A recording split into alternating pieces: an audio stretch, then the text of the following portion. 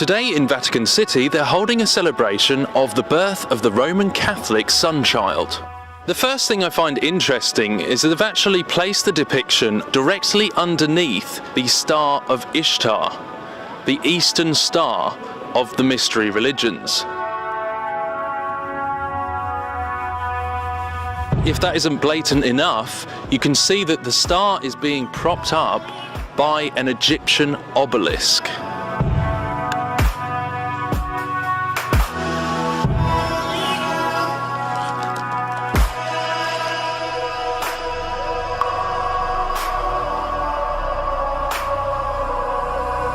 So straight off you can see that this is a counterfeit copy, a mirror of the real thing. Then of course you've got this giant Kabbalistic tree, and also accompanied by other ancient symbology that should make it absolutely clear that this represents the birth of the sun god of the Babylonian mystery schools.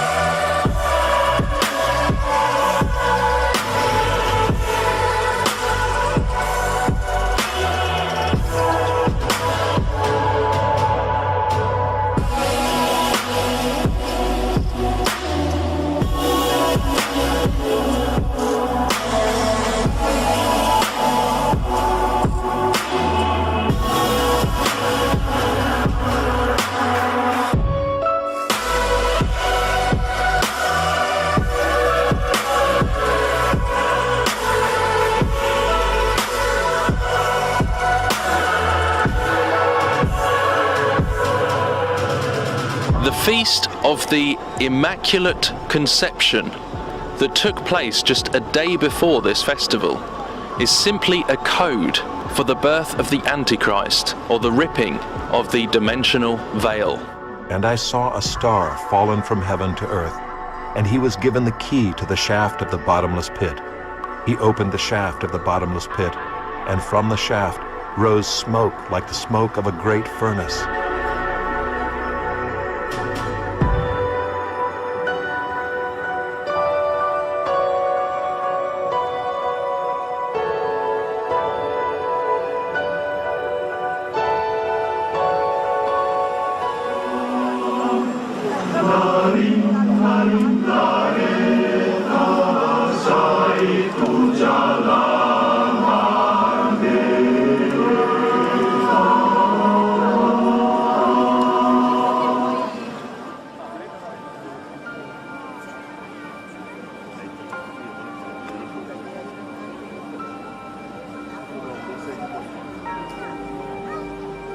Contessa Lene tu non lus, è per me un onore.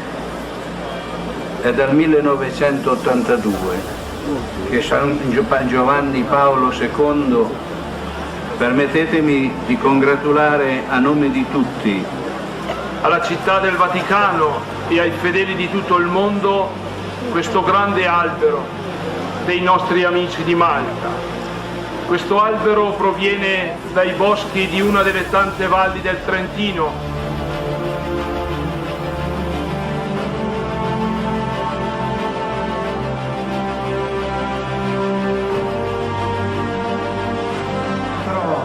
Tre, due, uno.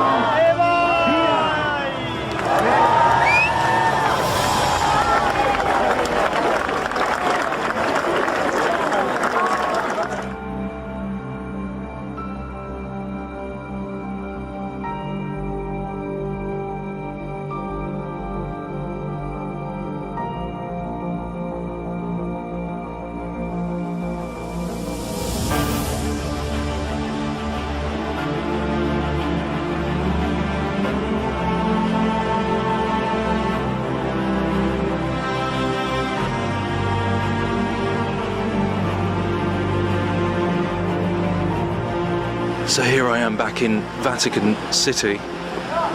It's about 11 o'clock at night.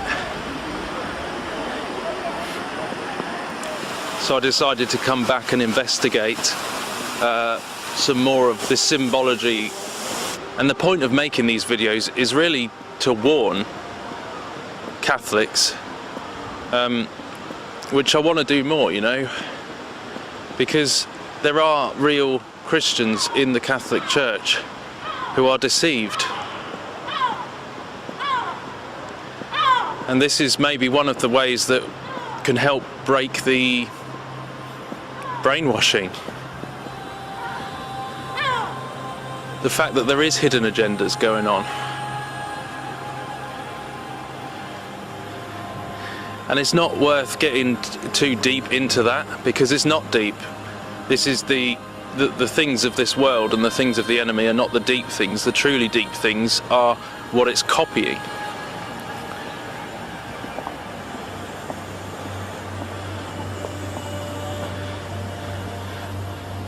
The truly deep things are the things of God. And why do you think they keep constantly mirroring and copying and inverting these things to? Because it's a religion that is actually at its very heart with the Jesuit conspiracies at the top levels and secret societies. They're trying to break the veil and bring through the Antichrist, like we see in the book of Revelation. It's code for Revelation 9, the Immaculate Conception. Don't forget, when you look at this from above, we're actually in this cradle right now. This circular shape is like a cradle. So don't you think it's ironic that they have the birth of the false Christ in the middle of this cradle of filth, cup of filth, you know, abominations, the things that are exposed about this area. Cradle of filth, think about it. And this whole thing here that I'm standing on is a clock, the sundial. So this is a representation of time, cracking through time, through the veil of time and space. So we're in the middle of a sundial, and we've got the birth of the Antichrist cracking through time. What does that tell you?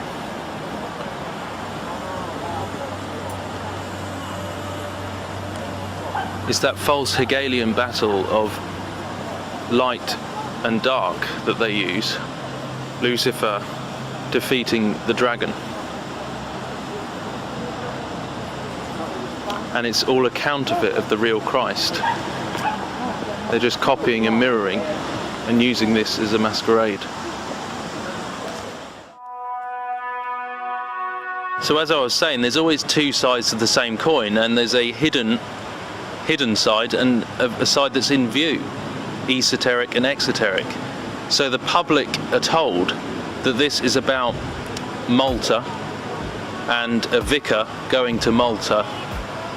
But I ask you, you see the big Maltese cross, which is essentially the Jesuits and the Knights of Malta and all that.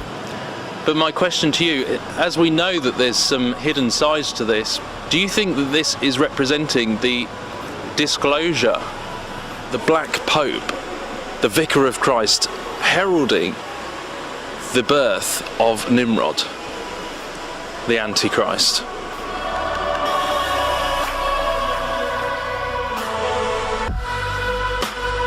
And remember, the obelisk represents an antennae, so harvesting energy for the conjuring up of this. And you know, this has been the ultimate goal all through these many centuries and centuries since Babylon. The ultimate goal has been to do this, piercing the firmament, the Tower of Babel.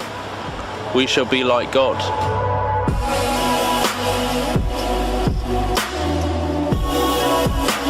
This is the ultimate goal of the mystery schools. So what you're seeing here is a masquerade as Christianity. And that obelisk represents the phallic with the circumcision of ancient Egypt the false circumcision, the synagogue of Satan. Technically those who say they are Christians but do lie. Because this is all part of the ancient mystery schools of Babylon. It goes back to Babylon and Egypt. What does the Bible tell us about those?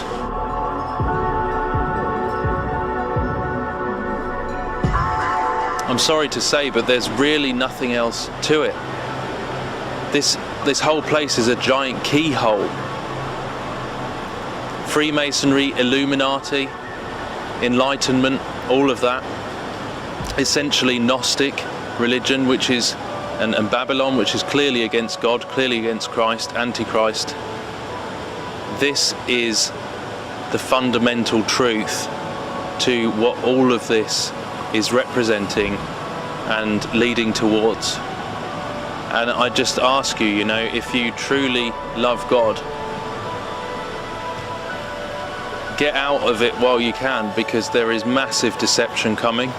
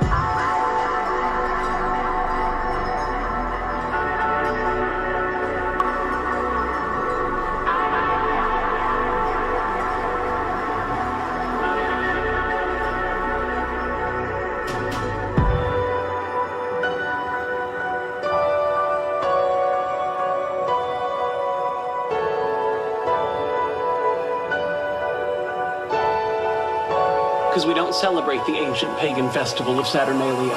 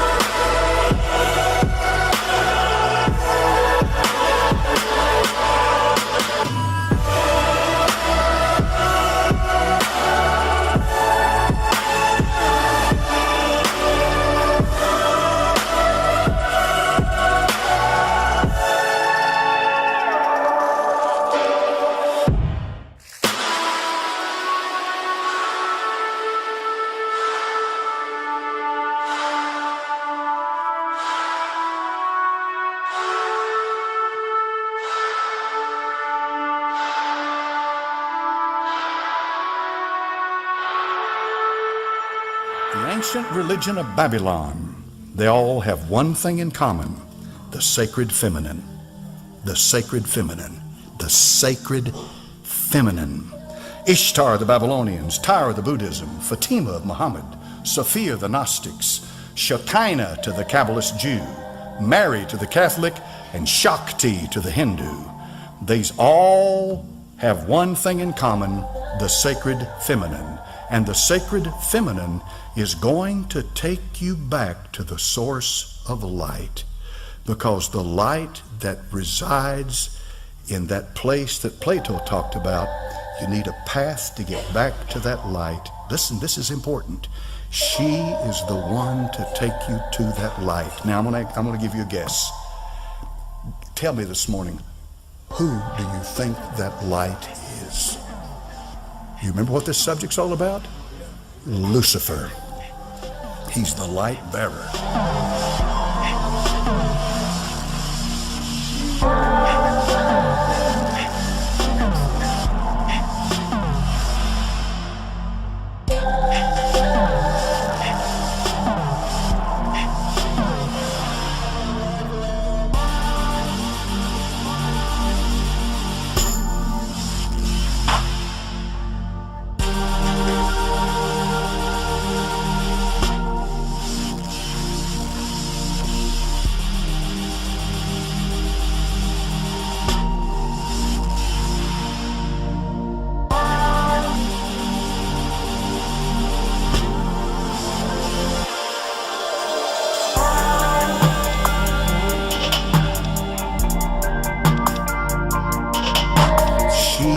the one to take you to that light.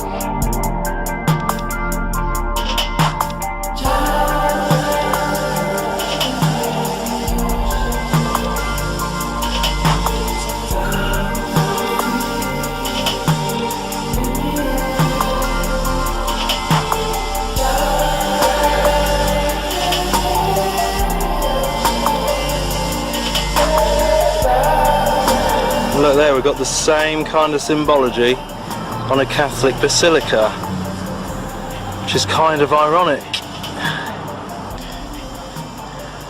I'm here today at Washington DC with this big shrine to the Catholic Church here of the Immaculate Conception to have a deeper look at what it's all about. What an eerie place.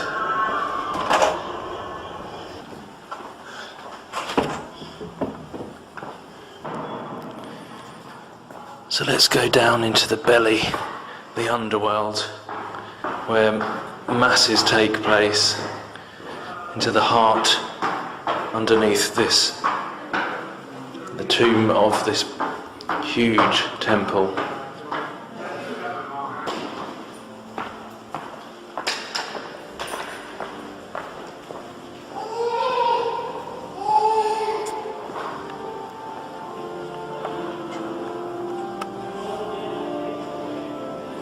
I mean, we're underground right now.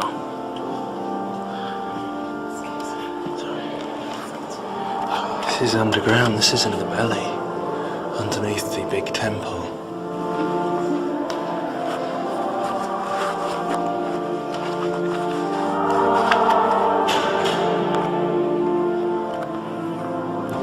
So much symbology in here.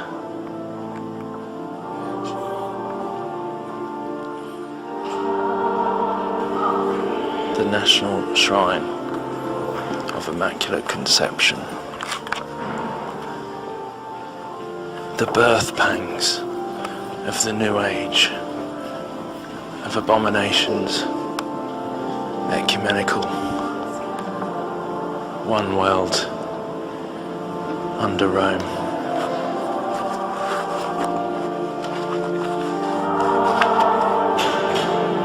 It's like an expensive hotel. One of those 5-star ones in Vegas.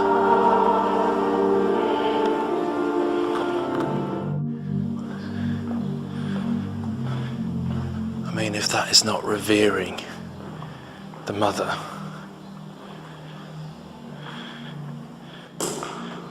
Europa. And look at him, I mean, he's bowing. I've heard so many say they don't revere Mary in that way, the false Mary. But he's bowing to this Ishtar, Isis figure. Coming out of the feminine gate. The female birthing womb. I'm sure I don't really need to say too much. It's already pretty obvious what that represents. Well, and there's that hexagon again.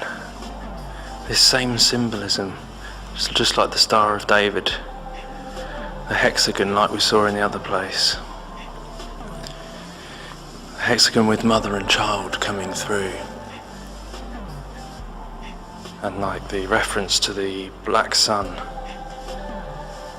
So Saturn, just like the NASA have recently shown with the hexagon on Saturn and all that. And look, the heart, connection to the heart of the earth. Heart of Mary, pray for us.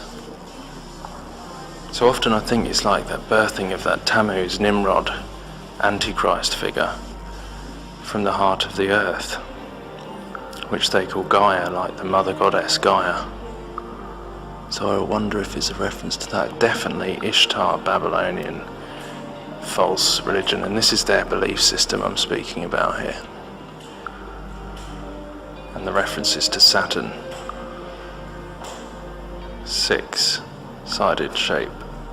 The Antichrist, the birth of the Antichrist. A copy of the truth, of the true Messiah, but this is the inverted the false one. So there's always parallels and mirrors to the real truth. It's just that this goes back to Egypt, Babylon, and there's always been usurping authority, as I said, usurping authority from the real legitimate Messiah, the real legitimate truth that we can read in the New Testament.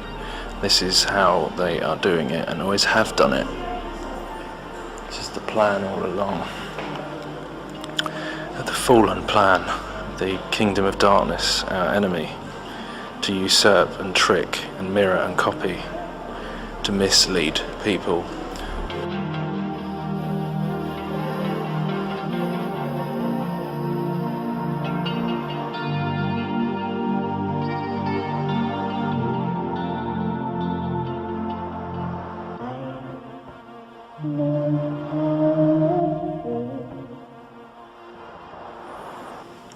Look, pillars and archways, all the same designs as the other places, and she's sitting on a foundation stone there, behind these pillars where the veil would be, like in the Holy of Holies again. Same representation, the Mother Goddess, Semiramis, Diana and Child, the false Mary.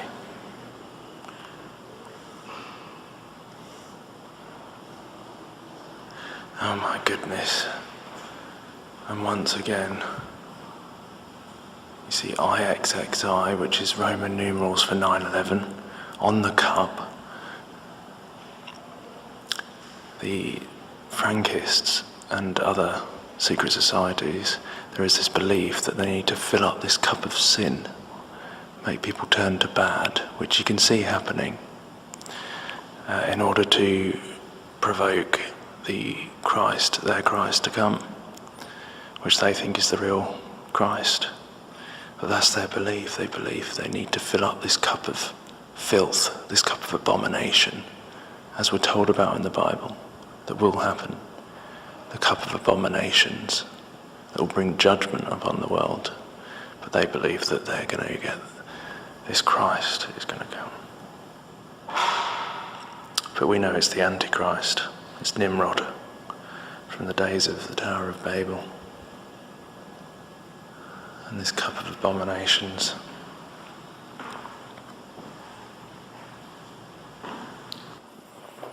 Mate!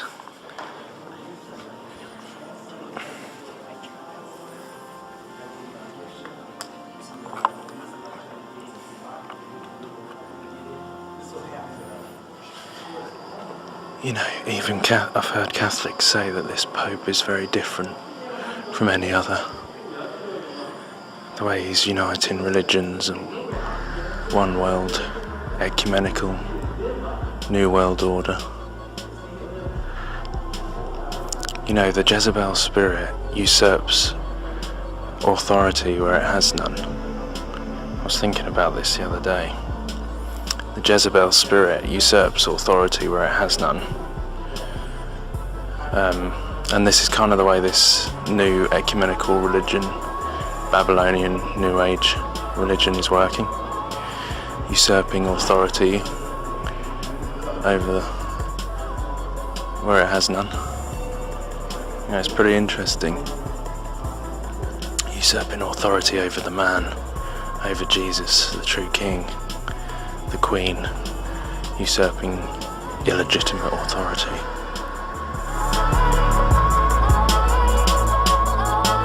She is the one to take you to that light. Who do you think that light is? Lucifer.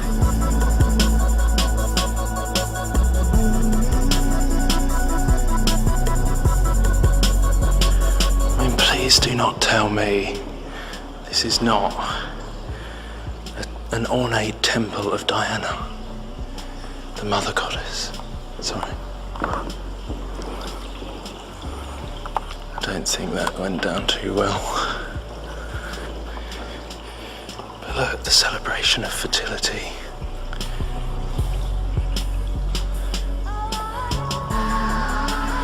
The birth of Tammuz.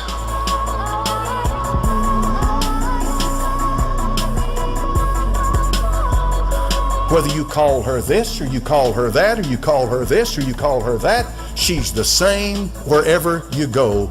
She is the mother of God. She's the universal life force.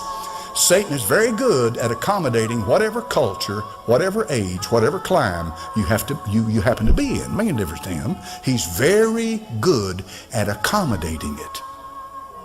What I simply mean by that is he'll make you feel comfortable wherever you live in accepting his religion.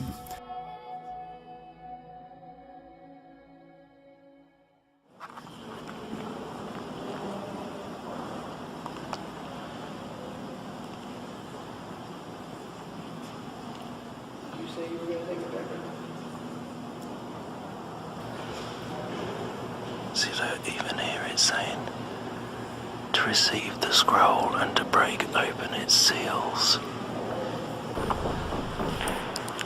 Oh my goodness, I didn't even realise this was here. I used this picture in a video the other day. That is Apollyon the Destroyer. Mars, the Roman god of war.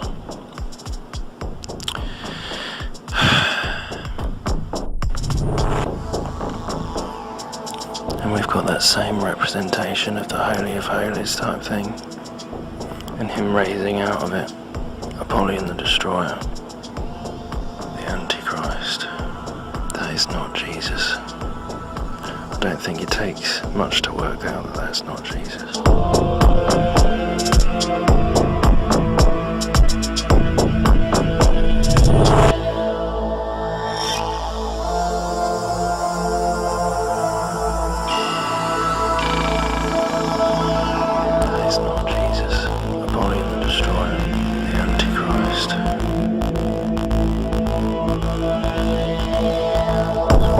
Our coverage this morning of Pope Francis in America with Nora at the White House. Nora?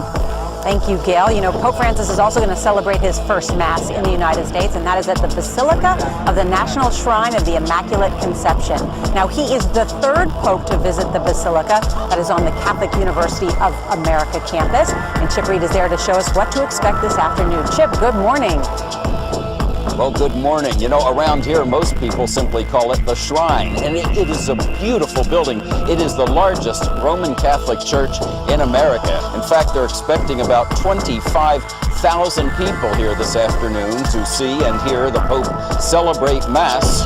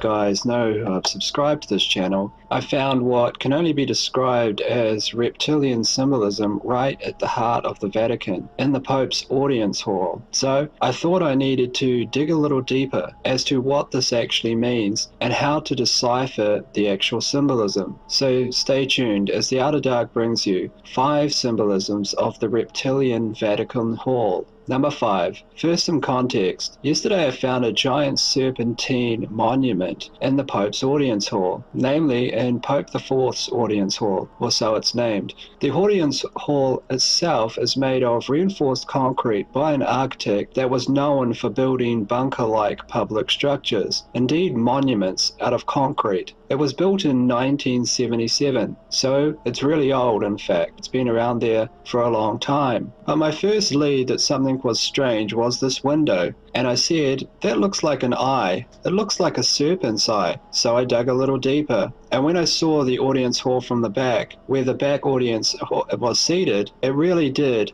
take my breath away, since what was revealed was this right here. That is a giant, massive reptilian face shaped into the direct architecture. Everything from the slits in the eyes to the scales to the fangs, there was no mistake about it. But what's behind this hinted symbolism, and what can we see or glean if we dig deeper? Well, number 4, look at where the Pope is seated. We see him here from the back of the hall, that he's in fact seated in the mouth of the serpent or reptilian. In the very mouth. This is symbolic of the Pope being the voice of the serpent, in fact speaking the serpent's words to the audience. This might well shake your faith, that is if you're a Catholic, which I was. I actually went to Catholic school myself and was an altar boy. But here you can see it in plain view. Clear symbolism, clear evidence that something here is extremely wrong. This image hasn't been photoshopped. This is real. This is built right into the architecture that was designed by those within the Pope's inner sanctum. But there is more symbolism. For this, though, we have to go outside. Number 3. Do you see anything strange here? You're looking at the hall itself. Do you see anything weird? Well, if you look carefully, it looks like the head of a giant snake. Can you see it now? In fact, it's almost unmistakable. You can see the snake's muzzle at the front and you can see its eye. It just looks like a snake. To me, this is yet more connective symbolism that what's going on inside matches the outside. Because since here we can see serpentine architecture with ease.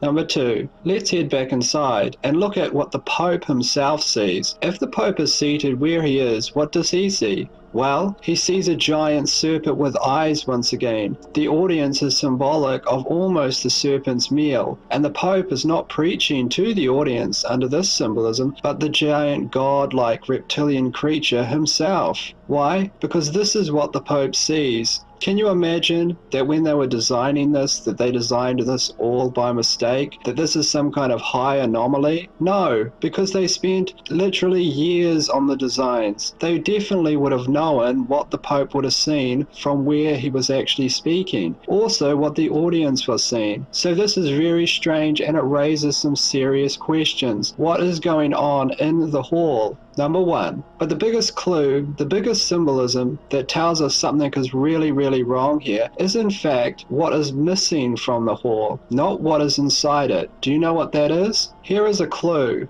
Now, think of the heart of Christianity and think of what symbol it has and think of what you do not see in this hall. You do not see any of it. That's right. There is no Christian cross. There is no cross in the entire building, at least no large statue, wall hanging, or anything. There's no other real Christian symbolism either. There's no Virgin Mary, there's no Joseph the carpenter. There is indeed nothing anywhere. All of these symbols are missing. But you might say, what about that 10-ton bronze statue that's seated behind the Pope, where, as the Vatican states, Christ is being resurrected from a nuclear apocalypse or a nuclear bomb? To which I would say, this, I believe, is a direct corruption of symbolism. That is, they've taken the former Catholic symbolism symbolism of Jesus Christ, and they've displayed it in a corrupted manner, therefore corrupting its meaning. This is just not the way that you display Jesus Christ in any kind of Christianic religious order. You don't display Jesus Christ with massive wings on his back, rising up from an atomic apocalypse. You just don't do this. Look at representations of Christ from the past, just to compare. Take a look.